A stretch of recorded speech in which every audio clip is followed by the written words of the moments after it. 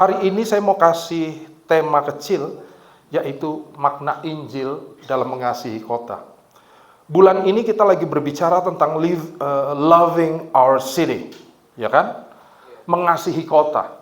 Tapi mari kita lihat apa sih makna Injil di dalam kita mengasihi kota. Untuk itu saya ajak kita sama-sama mengingat kembali, membaca kembali ayat-ayat yang saya tahu menjadi visi dari CLCC. Kok nggak ada yang amin nih? Nah, ini visi, jadi harus dibaca berulang kali supaya mudeng gitu ya. Kita akan baca ayat 1 sampai 10 ayat hari ini. Kita mau banyak baca Alkitab. Bapak Ibu bisa lihat tulisan itu atau terlalu kecil? Kalau terlalu kecil bisa lihat di Alkitab masing-masing. Yang nggak bisa juga dengar, Tuhan tetap sayang saudara. It's okay. Berusaha, ya usahakan ya. Supaya firman Tuhan itu kita dengar dan menimbulkan iman dalam hati kita. Siap? Mari kita membacanya. Demikianlah firman Tuhan. 1, 2, 3. Beginilah bunyi surat yang dikirim oleh Nabi Yeremia dari Yerusalem kepada tua-tua di antara orang buangan, kepada imam-imam, kepada nabi-nabi, dan kepada seluruh rakyat yang telah diangkut ke dalam pembuangan oleh Nebukadnezar dari Yerusalem ke Babel. Ayat 2, itu terjadi sesudah Raja Yoyakim beserta Ibu Suri, pegawai-pegawai istana, pemuka-pemuka Yehuda dan Yerusalem, tukang dan pandai besi telah keluar dari Yerusalem. Surat itu dikirim dengan perantaran siapa saudara? Elasa bin Safan dan Gamaria bin Hilkia yang diutus oleh Zedekia Raja Yehuda ke Babel kepada Nebukadnezar Raja Babel. Bunyinya ayat 4. Yuk sama-sama 1, 2, 3. Beginilah firman Tuhan semesta alam, Allah Israel, kepada semua orang buangan yang diangkut dalam pembuangan dari Yerusalem ke Babel. 5. Dirikanlah rumah untuk kamu diami, buatlah kebun untuk kamu nikmati hasilnya, ambillah istri untuk memperanakan anak laki-laki dan perempuan, terus ambilkanlah istri bagi anakmu laki-laki dan carikanlah suami bagi anakmu perempuan, supaya mereka melahirkan anak laki-laki dan perempuan, agar di sana kamu bertambah banyak dan jangan berkurang. Ayat 7, 3, 4. Usahakanlah kesejahteraan kota kemanapun kamu aku buang, dan berdoalah untuk kota itu kepada Tuhan, sebab kesejahteraannya adalah kesejahteraanmu. Terus, sungguh beginilah firman Tuhan semesta alam, Allah Israel. Janganlah kamu diperdaya oleh nabi-nabimu yang ada di tengah-tengahmu dan oleh juru-juru tenungmu, dan janganlah kamu dengarkan mimpi-mimpi yang mereka mimpikan. 9. Sebab mereka bernubuat palsu kepadamu demi namaku. Aku tidak mengutus mereka. Demikianlah firman Tuhan. Terakhir ayat 10, 3, 4. Sebab beginilah firman Tuhan, apabila telah genap 70 tahun bagi Babel, barulah aku memperhatikan kamu. Aku akan menepati janjiku itu kepadamu dengan mengembalikan kamu ke tempat ini. Puji Tuhan. Demikianlah pembacaan firman Tuhan hari ini. Berbahagialah kita yang membaca, merenungkan, dan melakukannya. Amin. Saya kasih sinopsis sedikit latar belakang kitab ini. Tentu saudara udah tahu karena ini ayat visi dan pasti ada salah seorang pastor yang bicara dan menjelaskan ini. Yeremia 29 ditulis oleh Yeremia surat kepada orang-orang Israel yang dibuang. Ya, dibuang ke Babel. Mereka dari tanah Yehuda dibuang ke Babel. Dan yang menarik tadi saudara baca ya, yang dibuang itu siapa aja? Lihat nih ya. Jadi orang-orang pintar, orang-orang ternama, orang-orang ngetop, semua leader. Jadi nabi-nabi, orang-orang yang dituakan gitu, imam-imam dan seluruh rakyat. Setelah pemuka-pemuka juga diangkut, pegawai-pegawai diangkut, bangsawan-bangsawan diangkut. Apa maksudnya mereka diangkut ke Babel? Supaya mereka ini diasimilasi kulturnya. Karena Israel memberontak kepada Nebukadnezar, gak mau bayar upeti lagi. Nebukadnezar datang, perang, menguasai kota 3 bulan. Menurut catatan sejarah, 3 bulan untuk menguasai Yerusalem tuh. Akhirnya dikuasai. Dan orang Babel ngerti, supaya nggak memberontak lagi, pinter caranya. Leader-leader, senior-senior, orang berpengaruh, bangsawan, diangkut ke Babel. Supaya nanti sekian generasi, kulturnya berubah, mindsetnya berubah, semuanya diasimilasi. Jadi mindsetnya Babel. Baru nanti dikembalikan. Supaya apa? Nggak memberontak lagi. Orang Israel tapi nggak bodoh. Apa yang terjadi? Waktu mereka dipindahin, mereka udah ngerti. Oh, ini strategi lo. Gitu ya. Ini, kamu mau merubah culture kita ya, enak aja. Jadi mereka dipindahin, diperkirakan tempat kumpulnya itu adalah sekarang Irak gitu. Aku lupa nama zaman dulunya ya. Di Irak itu mereka kumpul untuk diasimilasi kulturnya. Jadi orang Israel waktu sampai di sana udah punya hati gini, gue nggak mau nyampur, nggak mau nyampur sama orang-orang Babel. Babel apa itu? Gitu kira-kira ya. Mereka tinggalnya misah, semuanya misah, nggak mau. Nabi-nabinya bernubuat seperti yang tadi kita baca. Ternyata ada nabi-nabi di tempat pembuangan langsung bernubuat buat orang Israel. Hei, jangan khawatir, jangan berasimilasi ya, jangan campur ya. Kenapa? Kita akan sebentar lagi dipulangkan oleh Tuhan. Kita akan sebentar lagi kembali. Sampai surat Yeremia datang.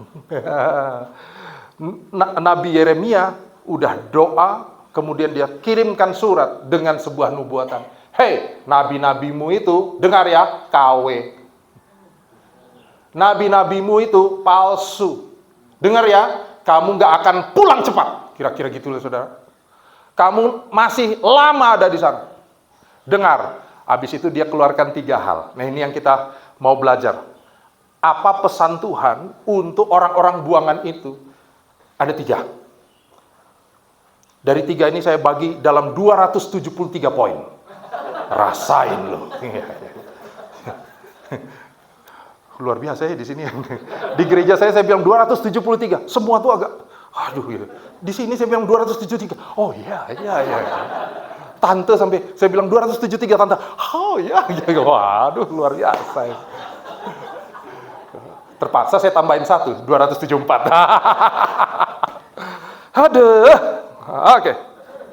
Jadi kalau kita lihat yang pertama pesan dari Tuhan melalui Yeremia kepada orang Israel ini. 1. Hei, kira-kira ya, saya simpulkan ya. Jadikan tempat itu tempat tinggalmu.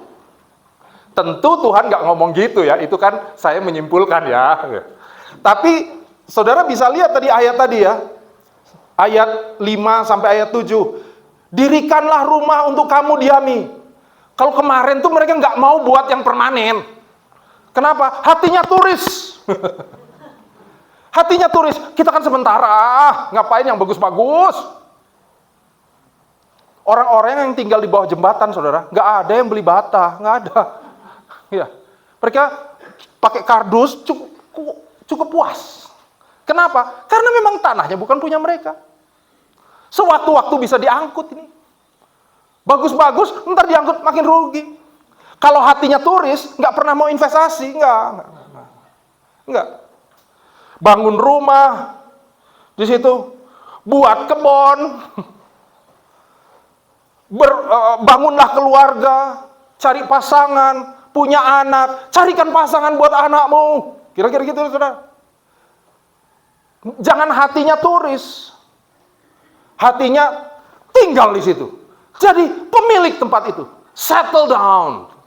Mulai bahasa Inggrisnya saya ini. Anak Jaksel. Bahasa Inggris.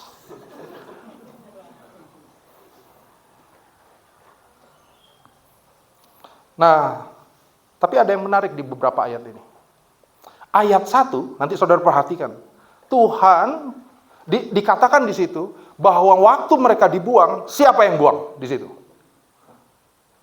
Saya baca ya karena sempat lihat muka saya gitu ya. Saya baca ya. Beginilah bunyi surat yang dikirim oleh Nabi Yeremia dari Yerusalem kepada tua-tua di antara orang buangan, kepada imam-imam, kepada nabi-nabi, dan seluruh rakyat yang telah diangkut dari pembuangan oleh siapa, saudara? Nebukadnezar. Di ayat pertama, Nebukadnezar. Tapi lihat, ada perubahan. Mulai ayat keempat, saya baca ya. Beginilah firman Tuhan, semesta alam, Allah Israel, kepada semua orang buangan yang diangkut ke dalam pembuangan dari Yerusalem ke Babel. Ayat 7, usahakan kesejahteraan kota, kemana kamu, aku buang. Akunya siapa? Tuhan. Wow, menarik nih.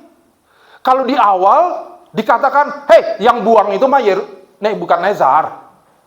Tapi di tengah, waktu suratnya datang, di dalam surat, nggak ada yang di situ dikatakan Nebukadnezar yang buang. Saudara lihat, Allah yang buang. Tuhan yang dikatakan membuang mereka. Wow. Mungkin ya saudara, buat orang Israel, wah kita kan di sini karena situasi sosiologi ya. Kita di sini karena situasi ekonomi nih, berat nih. Tapi dengar, Tuhan ternyata punya rencana di dalam itu. Saya kasih sedikit kesimpulan. Situasi seakan-akan membawa kita ke kota di mana kita tinggal.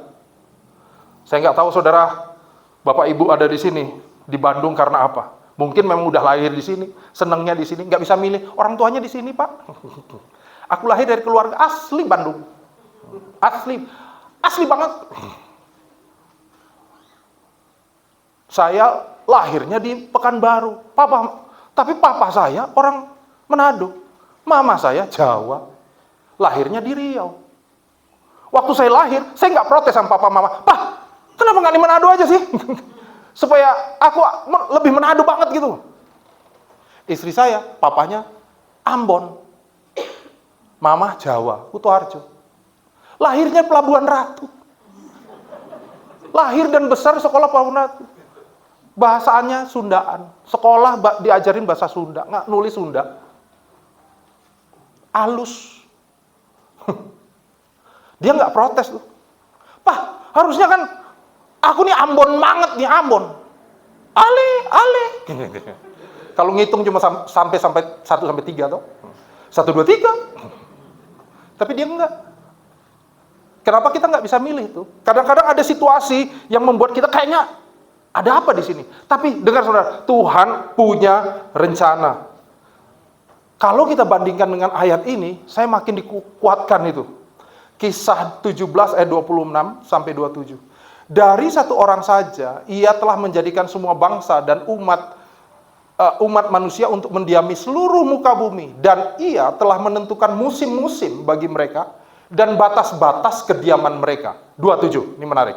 Supaya mereka apa saudara? Mencari dia dan mudah-mudahan menjamah dan menemukan dia walaupun ia sebenarnya tidak jauh dari kita masing-masing. Tuhan menempatkan kita itu ada rencananya, saudara. Tuhan menempatkan kita di sini ada rencananya. Home Church di Jakarta Selatan ada rencananya. Sulit, saudara, di Jakarta Selatan buka gereja dibanding misalnya Jakarta Utara. Teman saya buka Jakarta Utara, jemaatnya langsung, wah banyak. Kenapa? Memang orang Kristen semua. Kami di Jakarta Selatan, hijau, sehijau-hijaunya, hijau pekat. Doa, tiba-tiba datang 2 jiwa kita, oh Tuhan Yesus, yes. Teman saya cerita, kita baru buka ibadah nih, Tuhan tambah 300 jiwa. Dalam hati saya, wow, 300. Tuhan baik, ya enggak? Tapi tentu Tuhan punya rencana juga untuk mereka ada di sana. Seperti Tuhan punya rencana juga buat kami ada di selatan. Itu yang pertama, saudara. Dari 270, lupa ya angkanya ya. 3, 700. Udah saya tambahkan 1 lagi untuk tante. 107, 4. Ya. Poin pertama saya tadi. Jadikan tempat di mana engkau ada sebagai tempat engkau tinggal, tempat engkau berdiam. 2, jadi duta kerajaan Allah. Saya bacakan ayat 10 ya. Ayat 10 tadi bilang gini. Sesungguhnya beginilah firman Tuhan, apabila telah genap 70 tahun bagi Babel, barulah aku memperhatikan kamu. Aku akan menepati janjiku kepadamu dan mengembalikan kamu ke tempat ini. Saudara, lihat ada tension di situ ya, ada kayak kepentingan. Tadi katanya suruh tinggal, kok sekarang dikembalikan lagi sih? Ya. Tadi katanya suruh tinggal berdiam, kok nanti pindah lagi sih? Tuhan lagi bicara gini, kalau nanti engkau membangun di situ, tetap membawa kulturnya Injil, tanpa punya hati di situ. Kalau kita terjemahkan lebih dalam, saya membandingkannya dengan Filipi 3 ayat 20. Karena kewarganegaraan kita adalah di dalam apa saudara? Sorga. Dan dari situ juga kita menantikan Tuhan, Yesus Kristus sebagai juru selamat. Memang kita membangun sesuatu di sini, tapi dengar, bukan kita itu. Bukan punya kita. Yang kita bangun ini punyanya Tuhan. Katakan amin. Yes. Tapi sulit ya saudara ya. Sulit. Saya merasakan itu sulit juga. Saat kita membangun sesuatu tuh, seringkali identitas kita, semuanya kita curahkan di situ. Apalagi hari-hari ini, saat kita membangun sebuah kota. Ya. Kemarin saya baca artikelnya udah lama saudara. Bayangin ini artikel mungkin 10 tahun yang lalu. Artikelnya bilang gini, hari-hari ini urbanisasi, lonjakan penduduk di perkotaan itu melonjak tinggi sekali. Jadi kayak Jakarta, sekarang pertumbuhan penduduk kotanya itu mendekati 1%. Jadi setiap tahun di Jakarta nambah sekitar 40 sampai 50 ribu orang. 40 sampai 50 ribu. Yang terdata hari ini 10.600.000 orang Jakarta. Bandung saya baca itu 2 juta. Unik di Bandung, karena saya lihat data misalnya 3-4 tahun, datanya fluktuatif. Bukan karena kematian, mungkin perpindahan atau pemekaran wilayah. Jadi ada kadang-kadang 2,4, naik cepat 2,6, tahun depannya turun 2,5. Tapi kalau dibandingkan dari 5 tahun lalu, peningkatannya itu 7%. Jadi peningkatan jumlah penduduk hari ini di Indonesia, perkotaan itu luar biasa. Urbanisasi itu tinggi sekali. Bahkan saking tingginya, ini saya mau bilang, Bapak Ibu, kecepatan urbanisasi kita lebih cepat dari kecepatan pembangunan gereja. Bayangin setahun nambah di kota ini 50.000 orang. Gereja setahun mungkin yang berdiri ini kalau seluruh gereja buka 1 mungkin 10. Itu pun nggak bisa menampung jumlah orang Kristen yang sudah Kristen, belum orang yang pindah. Makanya kami happy ada di gerakan penanaman gereja. Kenapa? Perlu loh saudara nanam gereja. Kok kayaknya wajahnya kurang yakin nih. Iya. Gereja itu masih kurang. Kalau ada orang bilang gini ya, ada gereja baru loh. Gereja baru. Kan gereja udah banyak. Kurang hitung orang itu. Kurang. Lagi ya, kurang.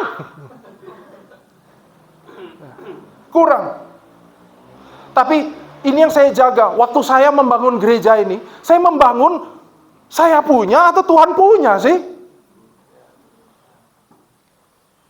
Saya senang hari ini ditemenin Fanny, istri Q, yang tercantik di dunia persilatan. Dia langsung, Tapi salah satu kenapa dia bisa di sini, karena kami mulai ada beberapa leader yang sudah bisa mengcover hal-hal yang dulunya hanya bisa kami kerjakan. Kenapa harus ada itu? Gini loh saudara, karena pelayanan ini bukan punya saya.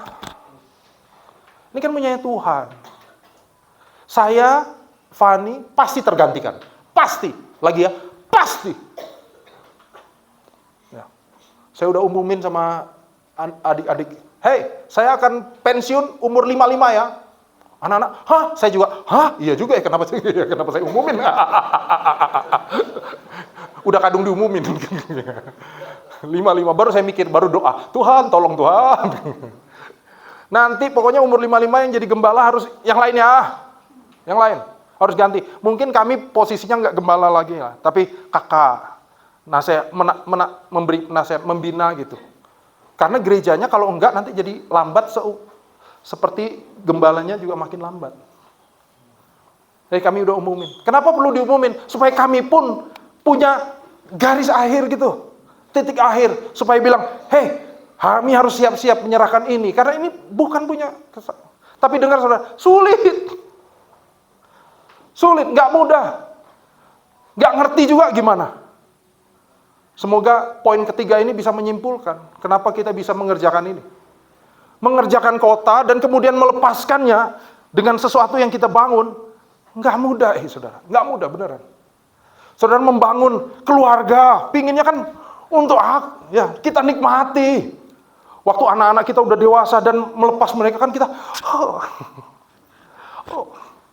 harus dilepas sih, tapi aku sedih. Aku pinginnya bareng terus. Iya nggak? Tapi melepas mereka dalam kedewasaan dan rencana Tuhan, harus sih, tapi hatinya sulit. Semoga poin ketiga ini bisa membuka hati kita kepada rencana Tuhan. Ini poin saya yang terakhir. Saudara suka kata itu?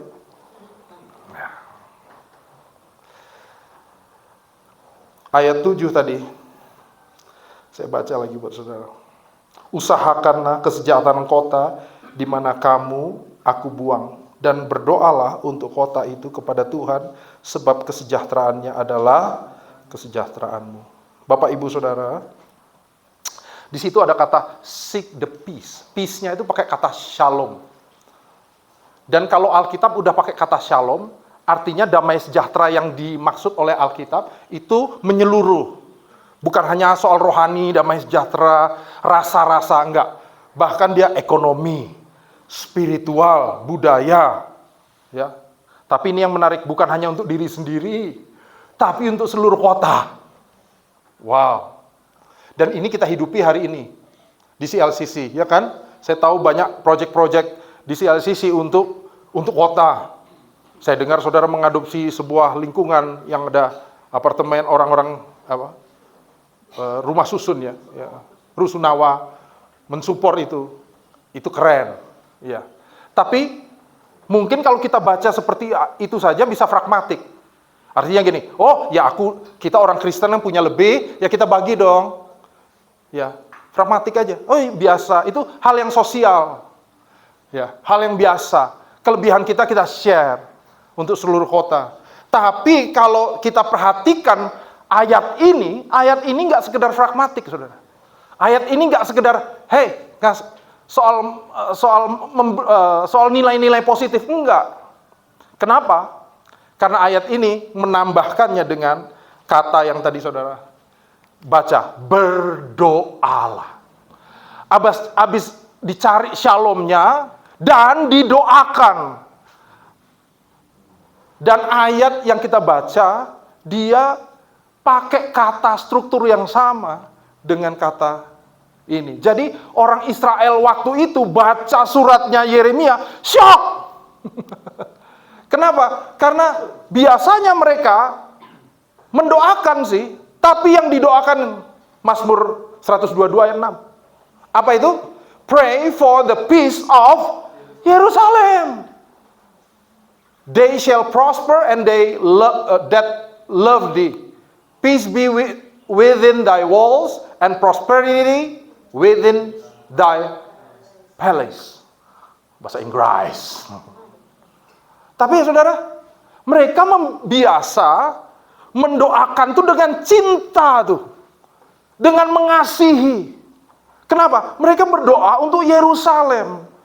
Ajaibnya hari ini, Tuhan suruh Umat Israel, pray for the peace of Babilonia.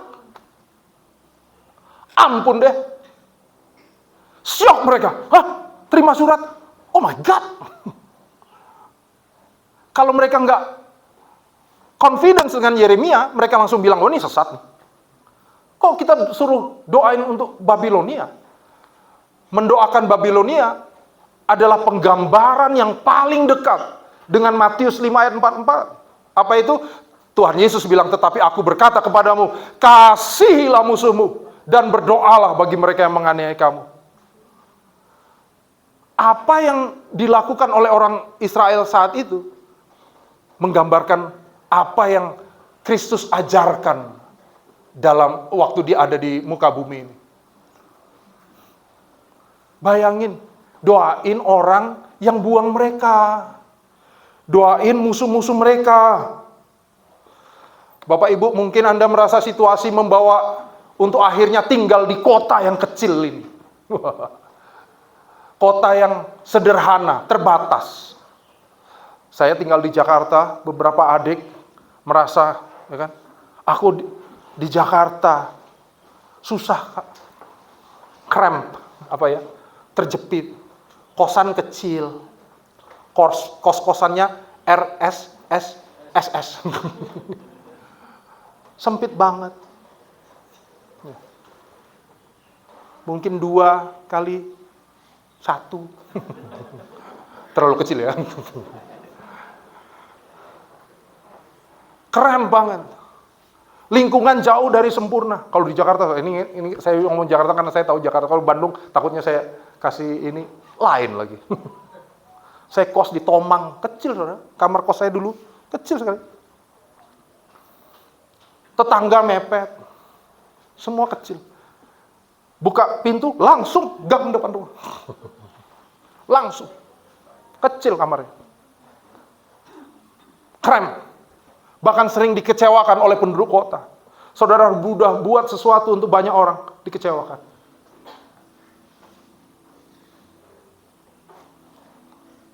Waktu saudara dengar itu, saudara ingat seseorang nggak? Seseorang yang memilih meninggalkan kemuliaannya. Tinggal krem, kecil, terbatas di muka bumi. Meninggalkan kesempurnaan. Supaya dia mati. Dan yang membunuh musuh-musuhnya.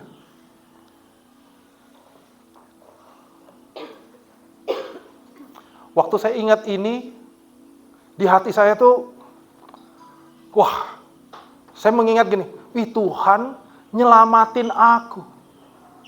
Melawan musuh-musuhku. Itu luar biasa. Luar biasa. Tapi ini yang membuat saya waktu merenungi ini, syok juga kayak orang Israel terima surat. Roma bilang gini, sebab jikalau kita masih seteru diperdamaikan dengan Allah oleh kematian anaknya, lebih-lebih kita yang sekarang telah diperdamaikan pasti akan diselamatkan oleh hidupnya. Bapak Ibu, waktu Tuhan nyelamatin saya, karena saya musuhnya. Karena kita ini seringkali nggak ngerti rencana Tuhan. Kita memusuhi dia. Kita ini musuh bagi rencana Allah. Tapi dalam status kita jadi seteru Allah, dia mati. Saya suka Tim Keller bilang gini, kemenangan kekristenan kita bukan saat Tuhan Yesus bangkit. Wah, saya kaget. Hah? Masa sih? Bukannya bangkit penuh kemenangan? Dia bilang ini. Justru waktu dia mati, itu kemenangannya. Karena waktu saya mikir kemenangan saya waktu bangkit, saya pikir saya ini yang diselamatin. Yang sudah mati diselamatin, yes bangkit. Tapi tahukah saudara, saya yang bunuh Tuhan Yesus. Kita seteru-seterunya Allah. Karena dosa kita. Justru waktu dia mati, kita diampuni. Itu kemenangan kita. Kematiannya untuk mengampuni kita, yang seharusnya memampukan saudara dan saya mengasihi kota ini. Amin.